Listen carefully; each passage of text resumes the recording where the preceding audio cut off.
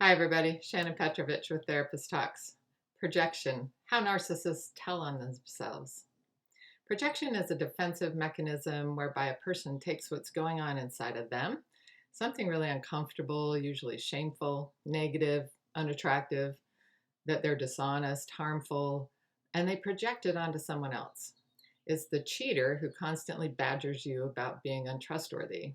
It's the dishonest person who accuses you of being dishonest. The bitter, angry person who says how you're so bitter and angry. The hateful, vengeful person who accuses you of vengefulness. The arrogant person who tells you you're stuck up. The selfish person who says you're so self-centered.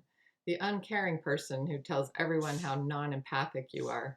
The superficial person who points out your focus on superficial things. The obsessive person who tells you you're obsessive. So often I'll see an empathic client involved with a narcissist turning themselves inside out, trying to prove to the narc that they are caring, empathic, trustworthy, unselfish, and not superficial. And this plays right into the narcissist's need for constant attention and feeding of their bottomless pit of needs. The empathic person spends much too much time trying to prove they're trustworthy. They do more for them to prove they're unselfish. They cut off all their friends and family to help show that they're devoted, loving, and not cheating. They subvert their own thoughts, feelings, needs, ideas, passions, even beliefs about themselves in order to bolster and puff up the narcissist, to show they're honest and they're there for the narcissist.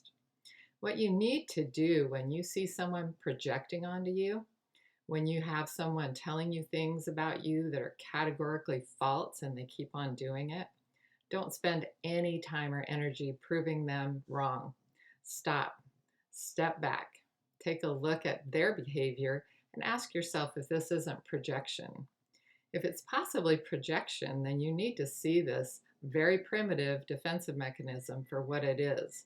It's how they tell on themselves.